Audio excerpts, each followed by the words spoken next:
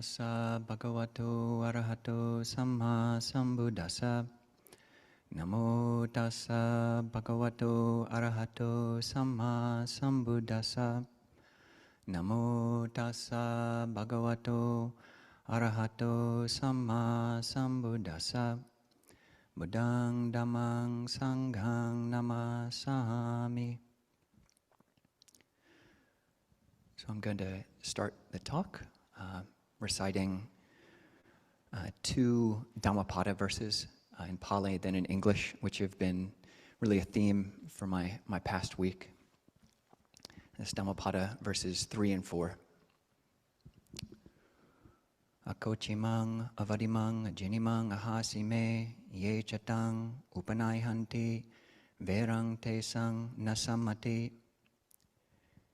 He abused me, he hit me, he beat me, he took from me. The anger of one who holds to thoughts such as these never ceases, is never cooled. Akochimang avadimang ajinimang ahasime ye chatang nupanayanti verang te supasamati. So he abused me, he hit me, he beat me, he took from me. The anger and hatred of one who doesn't hold to such thoughts is appeased, can be cooled right here. So I've been reciting those for a long time, but they were especially poignant this past week, as last Sunday I was walking in downtown Seattle on 3rd Street at 8 p.m., just 2 blocks, I thought, from the light rail to the bus stop on Columbia and 3rd, and I look back to my left, and there's a gentleman who's quickly approaching me, quite large, tall, and big, and he abused me verbally, and then he came around and he hit me, punched me in the stomach, and then he beat me, threw me down to the ground, and put me in a headlock and then in a chokehold, and he took from me. He didn't actually steal from me, but it really did shake me up. He took away this sense of bodily autonomy or just a sense of trust or a sense of, maybe it was even a naive sense of safety. But yeah, those verses have been especially deep this past week for me. And I was able to get up. The whole time, I didn't even think about fighting back. It just didn't come up. I was partially in shock, but for whatever reasons, didn't think about fighting back and was just basically just getting abused and hit and beaten and taken from. But I think he was confused, and he didn't have the samadhi to actually choke me out, didn't have the ability to pass me out. There was a point when I actually had a little bit of an out-of-body experience, and when I was being choked, and I was like, oh, this would suck to pass out on this street right here. This is not a good place, and a very rational thought, I think. But then I got up, he kind of just backed away. It was just confusing for him, because he was basically just, beating up a rag doll, and he kind of, faded back wherever he came from, and I was able to, my monk kind of sense, took hold, and I kind of calmly and composedly walked for about half a block, and then the kind of wisdom element came up and it's like, Kovilo, are you tripping? Get the heck out of here. And I started running, and I ran down to 2nd Street, and there's more cars there, and then eventually did catch the bus. But it's brought up a lot of thoughts, and honestly, the thoughts that were most primary, and more than just thoughts, feelings were of gratitude and of privilege, honestly. And so, these are virtues which the Buddha praised, especially gratitude, and there's a specific way that the Buddha taught to reflect on privilege as well. So With regards to gratitude, the Pali term is katanyu katavedi, two-part word, maybe gratitude and thankfulness, and the anyu part of those words means knowledge. It's cognate with the English knowledge or knowing. Knowing what? Knowing that which has been done. So kata, related to karma, knowing that which has been done. And katavedi, feeling that which has been done. So it's an acknowledgement or an appreciation. It has that nuance to it. So, yeah, there were many things to be grateful for. And there's a sutta in the Majjhima Nikaya, maybe 145, Majjhima 145, the Puṇṇovāda, where there's this monk named Puna from a country called, I'm blanking on the name right now, but it was purportedly a rough and fierce country, a rough and fierce neighborhood that this monk was from. And the monk comes to the Buddha and he says, I would like to go back to my native country of Sunaparanta. Sunaparanta was the name. And the Buddha says, Sunaparanta, the people there are fierce and they're harsh. What will you do if they abuse you? And Puna, a very wise monastic, says, if they abuse me, if they verbally abuse me, I will think, these Sunaparantans are excellent. They're truly excellent in that they don't hit me. And the Buddha says, well, what would you do, Puna, if those people there, if they hit you? And Puna says, well, if they hit me, I will think, it is excellent, it's truly excellent. These people are excellent in that they didn't beat me. And the Buddha says, well, what would you do, Puna, if they do beat you? And he says, well, I would think they're excellent. They're truly excellent in that they didn't take from me, or they didn't kill me, eventually he works up to, in that they didn't kill me. And this is a sutta which I've heard and really been impressed with for a long time, and have read multiple times. But again, this past week it was coming up many times, even that night, and it came up in a way that I didn't expect, in that those were my immediate thoughts. I didn't have actual pain when I was getting beat up. It was this weird state of shock. I had like shock goggles on, that like all of my physical feelings and emotions were kind of seen through this weird haze. So I wasn't feeling pain in the moment. But yeah, my first thoughts were, oh God, he didn't take anything from me. I had my passport and a bunch of other important cards with me. He didn't steal anything from me. He didn't stab from me. There were a lot of things that could have gone a lot worse, and those were my initial thoughts. And I was happy and kind of impressed that it wasn't even, I think it's a Mike Tyson, attributed to Mike Tyson quote, that everybody's got a plan until they're punched in the face. And that would have been my plan, is to think like this, oh, at least they didn't hit me, but that's actually what happened. You put in the causes, and even if you can't plan all of the details, it comes up. If you've been training the mind, you've been grooving the mind in a certain way, then those things will come up when the time comes. So grateful for the non-worseness. The situation could have been a lot worse. Also grateful for my material situation, both the material situation that I grew up with. Earlier that day, I had been, for the week preceding that, had been visiting my grandma in sunny South Carolina.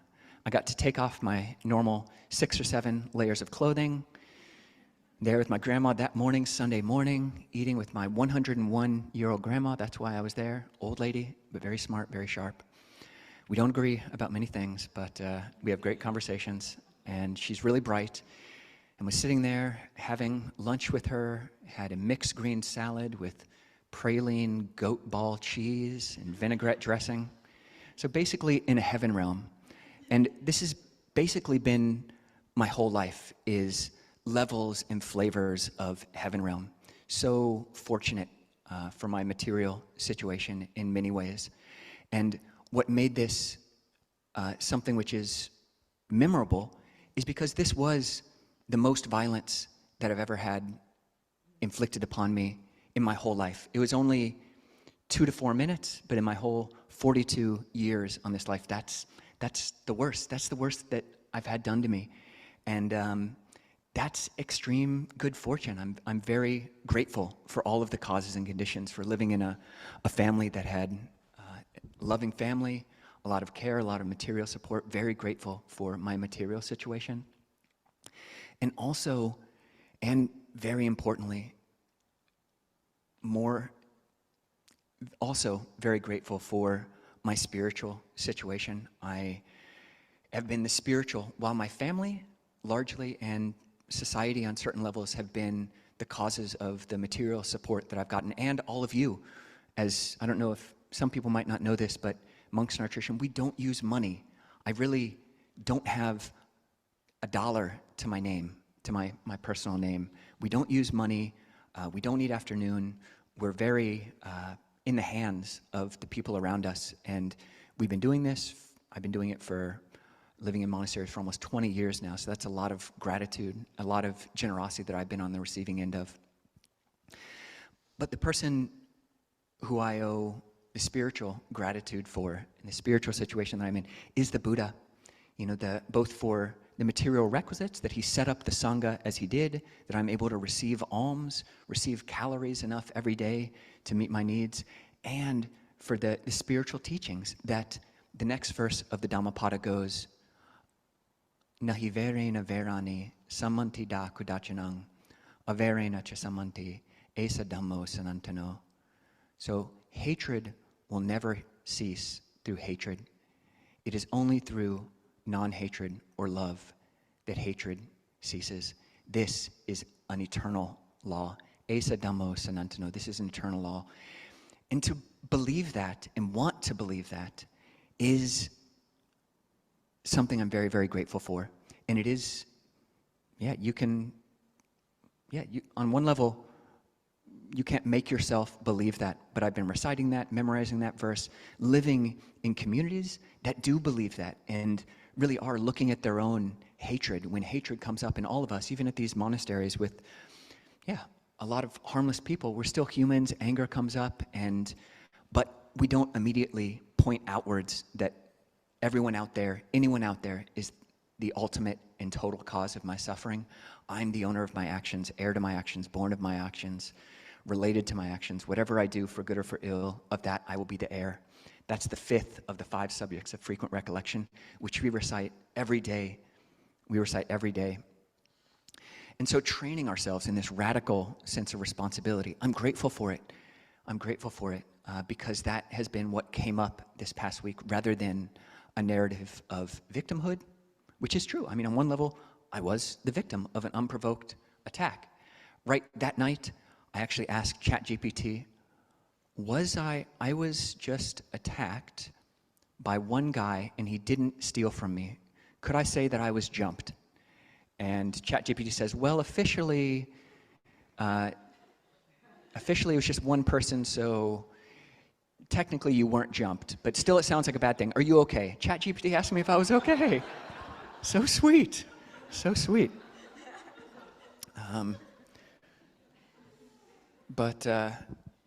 Grateful that the thoughts of gratitude came up rather than thoughts of revenge or thoughts of malice. And really, also, in addition to not having feelings of dukkha or pain really come up in that moment, I didn't have emotions of anger come up. And really, this might seem, I don't know if this is hard to believe, but I haven't had them since. And part of that is that I'm also super blessed to be able to be on retreat. I've been on winter retreat, and basically I went from being attacked on Sunday night to meditating 7 hours a day, every day for the last 5 days, every day. Didn't go into alms, wasn't going in for alms, so I could just sit with it and really sit with the reality of what happened and sit with the story that I was telling about the reality that happened, which is really important. So this brings up the next thoughts, which were thoughts about privilege. And the Buddha he has a story where he's talking about 4 types of people. It's, I think, Anguttara Nikaya, the Numerical Discourses, chapter 4, Book of the Fours, verse 85. He says there are these 4 types of people existing in the world, and you can imagine it as a 2x2 grid. So you have those who are coming from darkness and heading towards darkness. That's in the upper right quadrant of this grid. Coming from darkness and heading towards darkness. There are those who are coming from darkness and heading towards light. You have those who are coming from light but headed towards darkness, and those who are coming from light and headed towards light. And then he says, what is the person? Who is the person who is coming from darkness and headed towards darkness? And he says, here, someone is born in a situation of not being privileged. They live in India at the time in a low caste where they don't get a lot of food, they don't get enough requisites, they're of ill health. So that's the coming from a place of darkness. This is the language the Buddha used, Dhamma, coming from a place of darkness or non-privilege, physical non-privilege, and they're heading towards a place of darkness. And this is more about what they're doing. So being unprivileged, they act out of hatred, greed, anger, and delusion by body, speech, and mind. That way, they're heading towards darkness. They came with the conditions that they came with, and they're heading in a dark and bad and painful direction because they're acting out of greed, anger, and delusion. The next group is someone who is coming from darkness, but heading to light. So beneath that quadrant. This is someone, again, who is born in a place of unprivilege. So here that's someone who doesn't grow up with material prosperity, doesn't grow up with material health, is underprivileged, unprivileged in the ways which we can see. But they're heading towards light. And what is that? They're acting by body, speech, and mind through the opposite of greed, anger, and delusion, from a sense of generosity and love, loving kindness, and insight or wisdom. And then you've got the people who are coming from a place of brightness and heading towards darkness. That's someone who was born in a place of privilege in the time of the Buddha. That would have been people who were born in the Brahmin class or in the aristocracy or the Khattiya class, the noble class, and they're healthy and they're wealthy and all this goodness. They're born into that. So we can think of this privilege by birth are these 2 columns, being privileged by birth or being unprivileged by birth. But this quadrant right here in the upper right-hand corner, is they're going towards darkness. That is, they're acting out of body, speech, and mind in ways which lead towards greed, anger, and delusion. They're acting out of greed, anger, and delusion, heading towards a place of darkness. And then below that, you've got people who are born into privilege and are heading towards light, coming from light and heading towards light. That's people who are born with all the privileges that a society might entail, privilege by birth, and they're acting in a privileged way, bringing blessings into the world, creating privilege in their life by acting by body, speech, and mind in ways that are wholesome and are loving. So it's interesting. When you talk about privilege these days, I think there's like a way of talking about that, which is somewhat academic. The term has come to mean just the privilege of birth. Whatever we were born into, we're born with a certain race, we're born with a certain gender, sex, sexual orientation, whatever it is, we're born with that, and depending on the culture that we're in, that has greater or lesser privilege to it. So this is the privilege by birth. And we can't really do much about that. We can't really change those privileges that we were born in a certain country.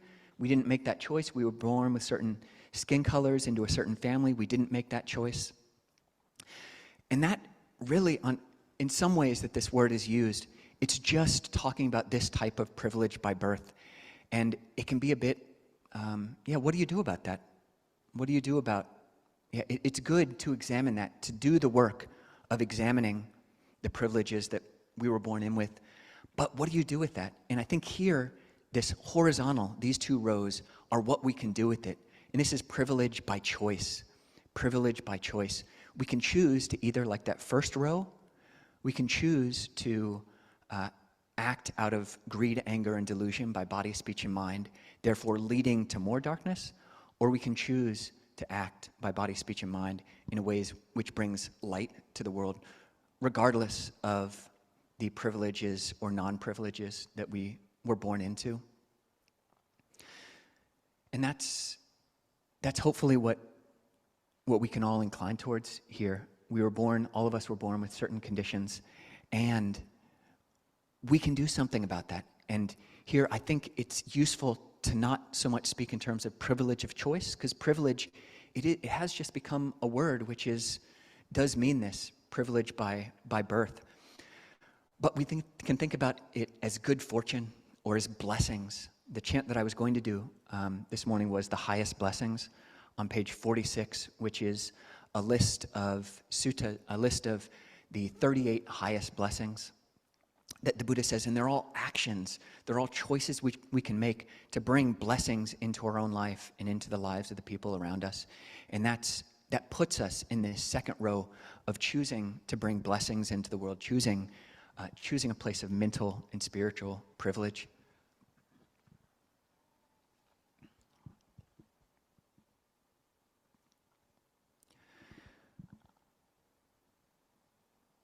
So there are a few more Dhammapada verses which I think are relevant here.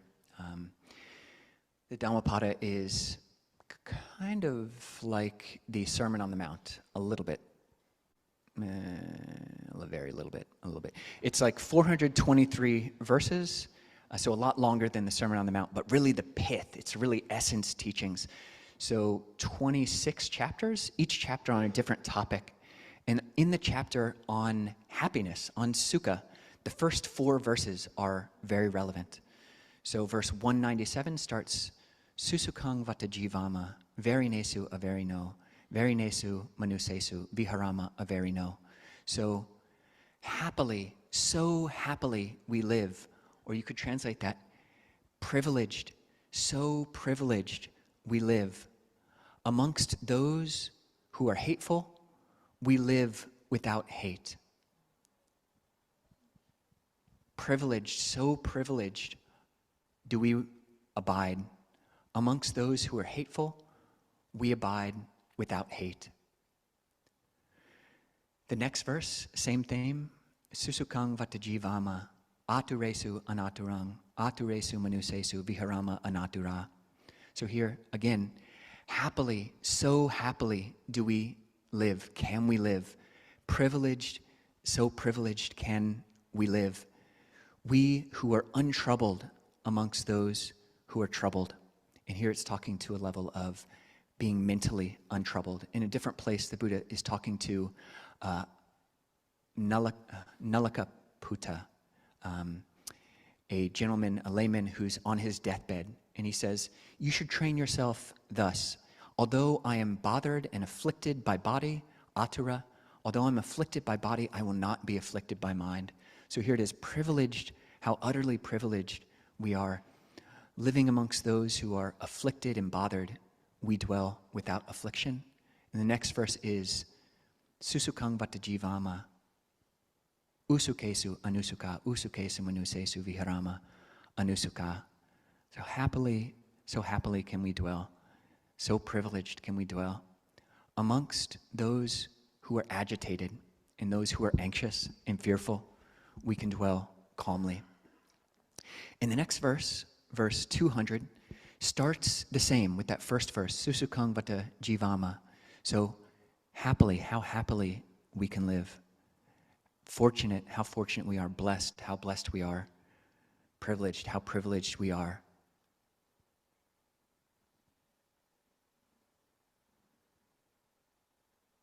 Yesang no nati kinchanang, piti baka bhavisama, deva abasara yata. So privileged are we.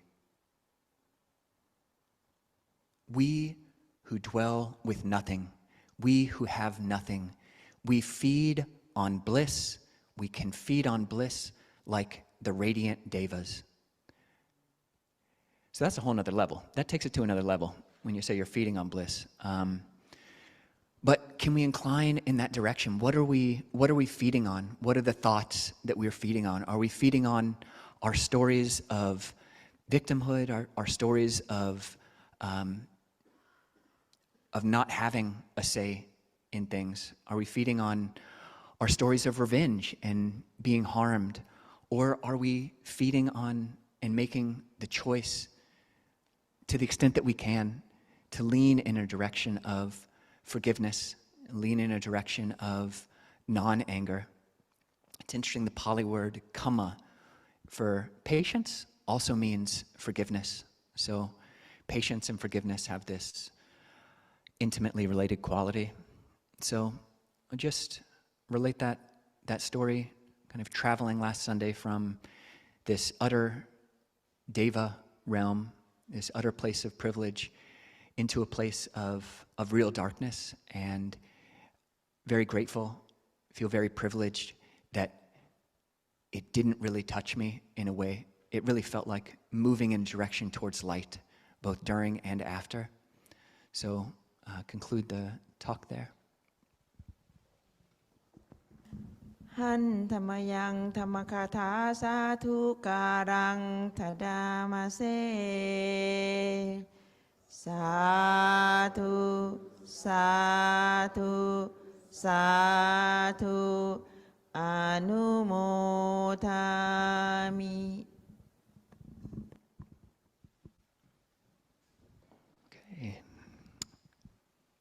So people, this is a time when people can bring things up. You have questions or comments, and on chat you can also raise your cartoon hand, and maybe Trenton or Chia, you can turn it to the everybody view if that's possible.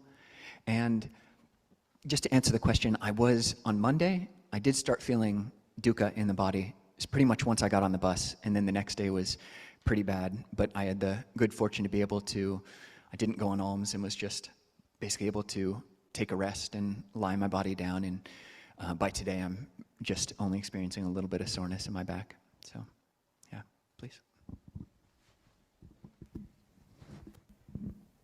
I'm glad you're okay.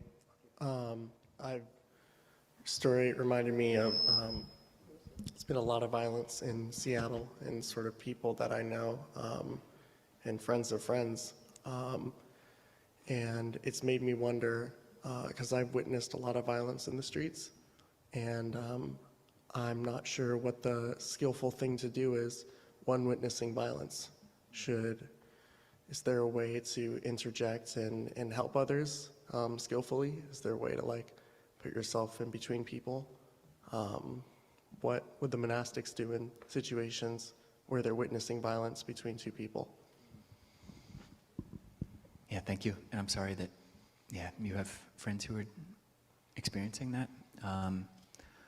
Another story about downtown Seattle, maybe a year ago, Ajahn Kovilo and I were returning from alms round at 7:50 in the morning, and as we're walking along First Street back to the ferry, we see a cop car screech, turn around, and then both cops get out of the car and see this gentleman who's yelling and pulling a suitcase, running up a hill, and then we hear yelling from both sides, and then we witness this guy getting shot. Witness him getting shot and tased, and I think we did learn later that he didn't die. But yeah, what did we do in that moment? There was a woman who was just walking, just happened to be, we didn't know her, she was just a little bit behind us, and she witnessed it as well. And Ajahn Kovilo just went into she really started breaking down. She started crying and shaking, and Ajahn Kovilo, without thinking, really just took her aside and totally had a extremely one-on-one, just consoling and bringing a lot of peace to her. And we weren't in a place, it wasn't far. It was just diagonally across the street, but we were able to do what we could do, which is have an effect on the people around us. And I was really impressed with Ajahn Nisabo in that moment. And if we had been closer, I don't know. I mean, definitely we want to be safe ourselves. And if you don't have the skills, either like physically, if we don't have the skills physically or verbally to interject in a way which keeps us safe, then yeah, doing or not doing what you can, every situation will be so different. But yeah, see if you can be a place of light, be a beacon of light and calmness and non-anger. I think that really can have an effect. It really was like, I do feel like I was protected in that moment, even if it was just by the protection of, I had been reciting the name of Guan Yin and Buddha the whole plane ride, as I was, so I had been priming myself. And, I've been a monk for 15 plus years, living at monasteries for 20, and we do this all the time, and we're priming ourselves. So before we get into that kind of situation, wherever it might be, just priming yourself, seeing the value in loving kindness, the value in forgiveness, the value in non-anger, and the value in non-violence. And then that will be a past condition which will influence your present wisdom that you're able to have in that moment. So, yeah, thank you. Yeah, maybe Judith. Can you say more about the story that was playing and how you worked with it? Yeah, the story really was just, I didn't really tell anybody. Dave and Allison, whose house I live behind, Ajahn Nisabo and I both live behind, they were so kind and picked me up from the ferry station, and I told them about it before I told Ajahn Nisabo. And I told Ajahn Nisabo, and then I really haven't told anybody else about it, so I've just been sitting with it. And then, during meditation, a lot of the skill of meditation is putting down stories. So practicing 7 hours a day, for a lot of part of that, putting down stories, putting down any kind of story that would come up, even if it's helpful. But there were times when, like, the most impactful, significant on one level, violent on many levels, event in my life occurred Sunday, so that was just naturally coming up, and there were times when I couldn't just put it down, and it made sense for me to kind of process it while I'm meditating. And honestly, it mostly was trying to run through actually what happened. Like, what did he do to me? What was I feeling physically? Wow, weird. Not really much. He punched me in my stomach, and I can see it happening, but didn't feel it happening. Had this out-of-body experience. That was weird. Remembering the people who I encountered after that, like the people at the bus stop. Like, I was really in a place of shock and fear. And I'm like, who can I trust? And there are these two people who also, were, drinking alcohol and under influence of, I think, a few other things, but turned out to be really, I felt like they were Dharma protectors, like they were angels. They were just like sent to protect me. They weren't doing anything other than just being nice to me. And it's like I had come from it's a very dark and scary place that I had come from, and then like just feeling totally protected by these strangers who otherwise, if that hadn't happened to me, I would have just seen them and be like, oh, those guys, I don't know if I want to talk to them. And then same on the bus, weird night, I was verbally accosted by somebody who yelled at me and said I was, what are you practicing witchcraft, in a very kind of a scary way. And this guy in the back, this really big guy, thank goodness, he says, quit yelling at him, he looks sweet. He was so sweet. Big guy, real big guy. And then I'm like just sitting in the bus chair there, and then just like, that's when I started to feel the pain. So I'm just like putting on my robes had like fallen off halfway, and I had ran around 2 blocks with robes falling off, and then finally fixed myself. And then that guy, my Dharma protector on the bus, in such a sweet voice, he says, Sensei. He says, Sensei, how is your back? And I didn't say anything. I went back to and sat right next to him. I'm like, my back is hurting. My back is hurting. And then he did this thing, which I'm not sure it really helped, but he kind of like put me on his back and then kind of cracked my back. But we ended up talking until I got off the bus, and a super sweet guy. And So like went through that in my head, like the whole situation, what I did before, during, and after. You know, what I was doing before, honestly, that is a scary place. Yesterday was my mom's birthday, and I hadn't told her till her birthday. It was, that wasn't the gift, that wasn't the gift. I just hadn't talked with her until yesterday. And I don't know why, I thought maybe she would listen to this and feel like, you didn't tell me, but told her, so she's like, did you call the police? And I hadn't called the police, and she said, you probably should, just to let them know that it happened so that maybe they could do something. And so I did leave a message, you know, called the police and talked to somebody. And it is a sketchy place. The light rail train station on Yesler and 3rd, between 3rd and 2nd, it is a dark place. I got out of that train station, I'm like, although I've been reciting Guan Yin and with my meditation object all day, or for most of the day, certainly not all the day, but fear really came up before I saw a single person. And I was lost. I didn't know which. I thought I would be coming out a different exit. So I'm already afraid, and then that was influencing, you know, present conditions that were training my mind state when it happened. And so basically running through it. But then really anytime it would come up, like what story do I want to tell about this? Just gratitude for the Dhamma, gratitude that I believe that hatred never ceases through hatred. And fortunately, I have a lot of problems. I'm a human. I have like mental, greed, anger. I have my own flavors of greed, anger, and delusion, but for whatever reasons, like anger just hasn't been coming up, fortunately, and grateful for that and leaning in that direction. And really, I did feel like it was a week of, it could have very much been a week of post-traumatic stress, the beginning of PTSD, but because I was able to sit with it, I had the good fortune to be able to sit with it, and because I had these Dharma principles, which I believe in, and I want to believe in, and I do believe lead to light and more light, I was able to experience a week of possible post-traumatic growth,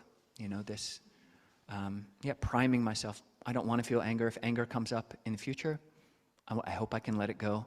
If hurt or other issues come up in the future, I hope I can deal with those in the same way. Grateful for the Dhamma. And honestly, I was the victim, but someone who feels that anger and hatred and violence are the way of solving problems, that's a truly victim mindset. That's a truly horrible thing to believe about the universe. And so I'm not a victim in that way, and feel grateful that, I believe in the Buddha's teachings to that extent. Yeah. Jen? A lot of this talk reminds me and reflects back when I was listening again around Martin Luther King Day. Gosh, I might start crying. About when you talk about those 4 quadrants, so many of the people in that movement had come from a place of less privilege. And yet, through his compassion, his kindness, he talked about this word purification. And he said, before you go to any demonstration, before you go anywhere, these are people that have trained themselves to know that they are going to experience violence. That is at such a deep level of connection, of saying, I am willing to put my body forth because I feel connected to everybody else, to have others witness and say, we don't want this anymore. It is amazing. And the process that you've gone through to have someone strike you and just not react is amazing. Thank you. Thank you, Jen. And thank you very much for bringing Dr. Martin Luther King into this. And went on a walk with Dave yesterday when we were talking about this, and he brought up MLK as well. And Gandhi. And Gandhi, yeah, and many others in their movements. And it did bring to mind that there are different ways to, quote unquote, do nonviolent resistance. There's the nonviolence of MLK and Gandhi and many others. I mean, just thinking, just in the Gandhi movie, when there's that line of people who are going to, I think, make salt from the ocean, and then they're just going extremely peaceably and just getting batoned, just beaten row after row and just taking it like that. That truly nonviolent in body, speech, and mind, that has a big power to it, which I think that a nonviolent in body, like there's actually a protest this afternoon downtown by the Chihuly exhibit. Yeah, by that place and the Space Needle. Big protest, hands off, Seattle fights back, and it's purported to be a nonviolent march. But I asked someone early this week, are you going to that? And they said, actually, although it says it's going to be nonviolent, I don't think I would feel actually safe there, because there is a brand of nonviolence, which although it's not throwing Molotov cocktails and it's not setting things on fire and physically assaulting people, it is like verbally abusive and harsh and hateful. And for me, images of Dr. Martin Luther King, images of Gandhi, images of that young woman after segregation who is like first black girl going to a white school and just being assaulted and like spit on by all the like white people, just in her utter dignity. I mean, that is the kind of nonviolent resistance, which is like, that is beautiful and that will make change. And I don't want to, for me, I think that is an interesting distinction to look at, and different types of nonviolent resistance, and which ones, I don't want to come down one way or another on the ways people express their resistance, but for me, one of them is more beautiful and maybe has more of an impact on the heart. Yeah, Trenton, please. We have some raised hands on Zoom. First, we have Sophia. Sophia. Is that Suze? Sophia Sansoni, perhaps? Sorry if I Hi. mispronounced. No, you're great. Thank you. I was just wondering, I think you mentioned there was like 80 habits or practices towards moving towards light. I just didn't catch what that was. Yeah, thank you. It's 38, and it's in the Sutta on the highest blessings in our chanting book, and maybe Trenton, you can put a link to that. It's on page 46. So avoiding those foolish ways, associating with the wise, honoring those worthy of honor, all the way up to being generous and looking after family and being patient and being respectful and practicing the Four Noble Truths, and the realization of Nibbana is the highest blessing. So, yep, that's the list. And maybe just one more. So maybe, is Suze the next person? Larry is next. Larry, okay. Ajahn Kovilo, sorry for the mishap. How did the event affect your meditation?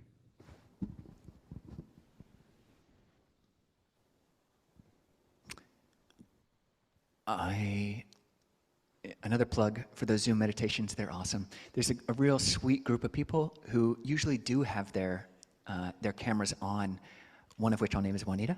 She's there a lot. And just at the end, most of the time we have our eyes closed, but at the end, all unmute, ring a bell, and then people will wave, we'll do this, and then we wave to each other, and just seeing people's smiles, like so easy to just be grateful for that.